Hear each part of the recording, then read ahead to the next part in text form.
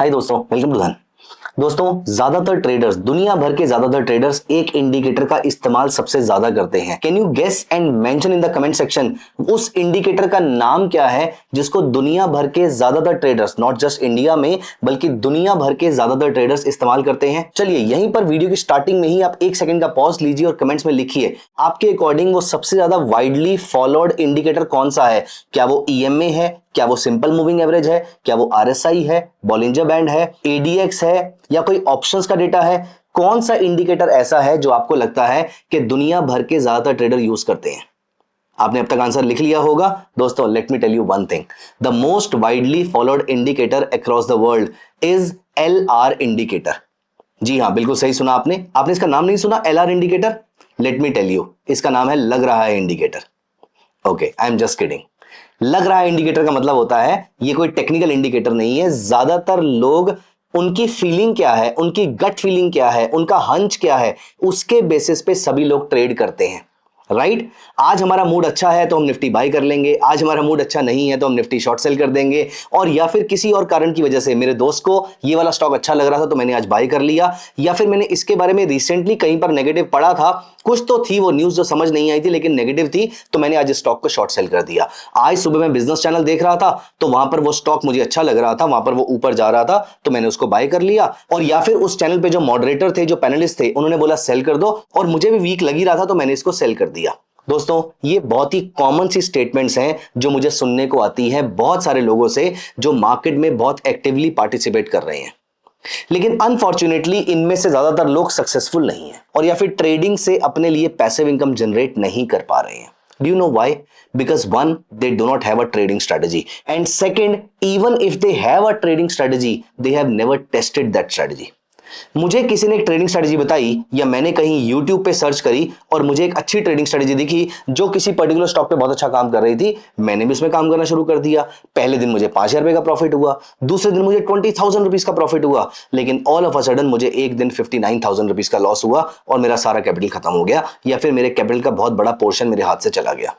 अब मैं कैपिटल दोबारा से एक्यूमुलेट कर रहा हूं, मैं फिर दोबारा से ट्रेडिंग करना स्टार्ट करूंगा। दोस्तों, अगर इसी माइंडसेट से ट्रेडिंग करनी है, अगर इसी थॉट प्रोसेस से ट्रेडिंग करनी है, तो ट्रेडिंग का आउटकम हमेशा सेम सा ही होने वाला है। मैंने कहीं पर एक मोटिवेशनल कोट पढ़ा था that if you keep on doing what everyone else is doing, you will keep on getting what everyone else is getting. ये बहुत ही सच स्टेटमेंट है, जहां पर आपको वही मिलेगा जो मिलता आ रहा है अगर आप वो वाला काम करते रहेंगे जो बाकी सब लोग करते जा रहे हैं। 98% लोग इस मार्केट में जो हैं वो सिर्फ अपनी स्ट्रेटजीज को टेस्ट कर रहे होते हैं, लेकिन वो कभी भी अपनी फाइनल स्ट्रेटजी को डिप्लॉय ही नहीं कर पाते हैं। अब दोस्तों, ये बैक टेस्टिंग कैसे की जाती है, ट्रेडिंग स्ट्रेटजी कैसे बनती है, उसका थॉट प्रोसेस कैसा होता है, ये तो मैंने आपके साथ बहुत सारी वीडियोस में डिस्कस किया है। आज की इस वीडियो में आपको बताने वाला हूं कि आप किस तरीके से अपनी किसी भी बेसिक स्ट्रेटजी को, जो प्राइस एक्शन पे बेस्ड हो सकती है या फिर इंडिकेटर पे बेस्ड हो सकती है, इनमें से किसी भी स्ट्रेटजी को आप किस तरीके से बैक टेस्ट कर सकते हो। बैक टेस्ट करके जो कॉन्फिडेंस आएगा आप उसको डिप्लॉय करेंगे मार्केट में, तो आपकी प्रॉफिटेबिलिटी, आपके प्रॉफिट्स के चांसेस सिग्निफिकेंटली इंप्रूव और इंक्रीज हो जाएंगे। अब दोस्तों, आपके मन में क्वेश्चन आएगा कि ये काम आप धन प्लेटफॉर्म पे कैसे कर सकते हैं, या आपको इसके लिए कोई पेड सब्सक्रिप्शन लेना पड़ेगा। आपको कुछ पेड सब्सक्रिप्शन नहीं लेना है, आप धन प्लेटफॉर्म पे ही रीप्ले फंक्शन यूज करके ये काम कर सकते हो, और मैं आपको दिखाने वाला हूं कि किस तरीके से, कैसे कैसे आपके इमोशंस बदलते हैं, कैसे कैसे आपके सेंटीमेंट बदलते हैं, और इस तरीके से अगर आप ट्रेड करते हैं तो आपको कितना प्रॉफिट लॉस होता है। मैं यहां पर आपको एक एग्जांपल के थ्रू दिखाता हूं।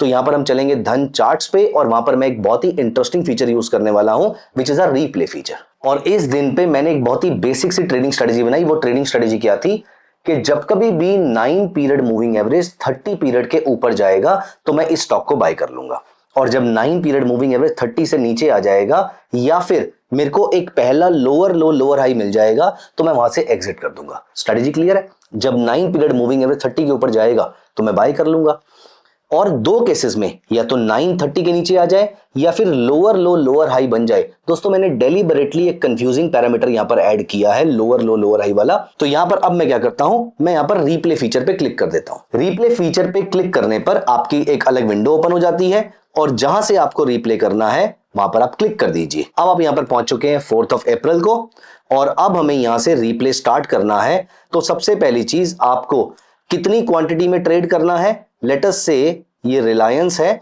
और मुझे इसके 100 शेयर में ट्रेड करना है। तो यहां पर मैंने 100 का नंबर डाल के छोड़ दिया, 100 का नंबर डाल के छोड़ दिया।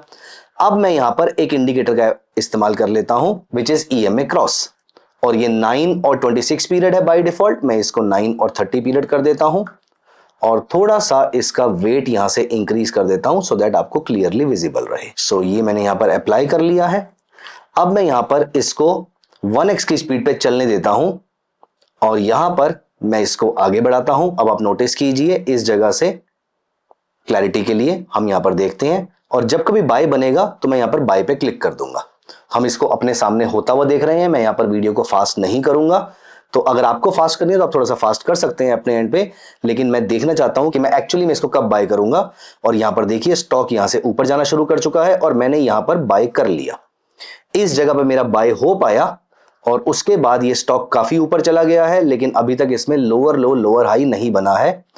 और कितना प्रॉफिट या लॉस हो रहा है वो यहां पर मेरे सामने नजर आ रहा है। 2300 रुपीज के आसपास इस समय मेरा प्रॉफिट हो रहा है। अब मुझे सेल के बटन पे हाथ रखना है, क्योंकि कभी भी यहां पर सेल बनेगा तो मुझे यहां से एग्जिट भी करना पड़ेगा। और मैं ये नहीं देखूंगा कि मेरा कितना प्रॉफिट या लॉस हो रहा है। मैंने 100 शेयर्स यहां पर बाय करे हैं और अभी तक यहां पर बाय सिग्नल चलता जा रहा है। और यहां पर नोटिस कीजिए, क्योंकि अभी तक सेल सिग्नल भी नहीं बना है और अभी तक आपका मूविंग एवरेज ने क्रॉसओवर भी नहीं दिया है, इसीलिए मैं पोजीशन से एग्जिट नहीं कर रहा हूं। मेरा स्टॉप लॉस अप्रोक्सीमेटली 8500 रुपीज का हो रहा है और अभी भी मार्केट सपोर्ट लेकर यहां से वापस ऊपर चली गई है और अभी ये मार्केट वापस ऊपर चली गई है। और अब मुझे लगता है कि मेरा प्रॉफिट जितना मुझे कमाना था वो मिल गया है, क्योंकि मेरे को यहां पर आप नोटिस कीजिए, यहां पर मार्केट ने एक ब्रेकडाउन दिया था, मेरा लोअर लो लोअर हाई बन गया तो मैं यहां से एग्जिट कर चुका हूं। लेकिन अभी भी मार्केट ने नया हायर हाई बनाया है तो मैंने यहां पर दोबारा से बाय कर लिया है स्टॉक को। मैं फिर दोबारा से लोअर लो लोअर हाई की वेट करूंगा या फिर मूविंग एवरेज के क्रॉसओवर की वेट करूंगा। मैं ये नहीं सोच रहा मेरा कितना प्रॉफिट या लॉस हो रहा है, लेकिन मैं ये जरूर सोच रहा हूं कि मेरे ट्रेड ने सेल दिया या नहीं दिया। अब आप नोटिस कीजिए यहां पर इसने लोअर लो लोअर हाई दिया है।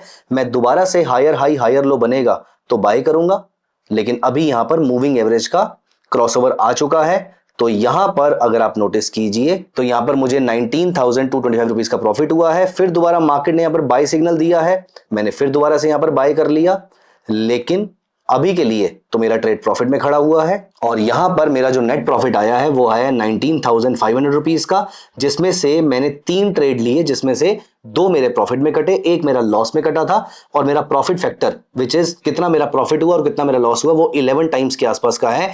वो 1.5 से 10 टाइम्स का एक बहुत ही अच्छा नंबर कंसिडर किया जाता है, जो कि हमारी स्ट्रेटेजी के अकॉर्डिंग इस समय 11 टाइम्स के आसपास का आ रहा है। वो बात और है कि यहां पर एक फ्लॉ ये भी था कि मैंने एक बहुत ही अच्छा मूव कैच किया, क्योंकि रिसेंट मार्केट में बहुत अच्छा मूव आया है।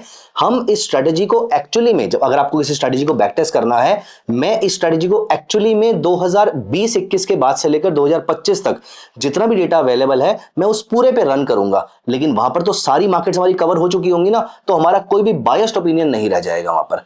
दोस्तों, आपको किसी भी स्ट्रेटेजी को बैक टेस्टिंग जरूर करना चाहिए। बिना बैक टेस्टिंग के आपको इस स्ट्रेटेजी को अप्लाई नहीं करना चाहिए, किसी भी स्ट्रेटेजी को अप्लाई नहीं करना चाहिए। क्योंकि मेरे लिए बोलना आसान है कि आप यहां पर बाय करेंगे, अगर ऐसा होगा तो हम एग्जिट कर देंगे, प्रॉफिट में ऐसा होगा तो हम लॉस में एग्जिट कर देंगे। लेकिन मेरा रिस्क एपेटाइट और आपका रिस्क एपेटाइट, मेरे बिहेवियर और आपके बिहेवियर, मेरा इमोशन और आपका इमोशन अलग अलग हो सकते हैं ना। इसीलिए स्ट्रेटेजी की बैक टेस्टिंग आपको जरूर करनी चाहिए। तो मेरी जितनी भी स्ट्रेटेजीज हैं उन सभी की थॉरोली बैक टेस्टिंग कीजिए।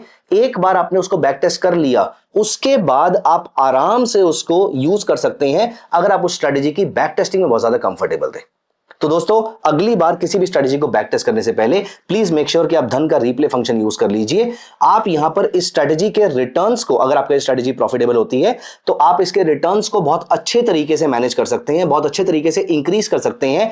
एमटीएफ फैसिलिटी यूज करके, अपने डीमैट में रखे म्यूचुअल फंड्स को प्लेज करके, उसके अगेंस्ट ट्रेडिंग करके आरओआई कैसे इंक्रीज करना है वो एक सेकेंडरी क्वेश्चन है। सबसे पहले अपनी स्ट्रेटेजी को जरूर टेस्ट कीजिएगा, and once it is profitable फिर आप यहां पर super order, MTF, MF demat, इन सारे फीचर्स को आराम से यूज कर सकते हैं और अपने रिटर्न्स को, अपने आरओआई को इंप्रूव भी कर सकते हैं।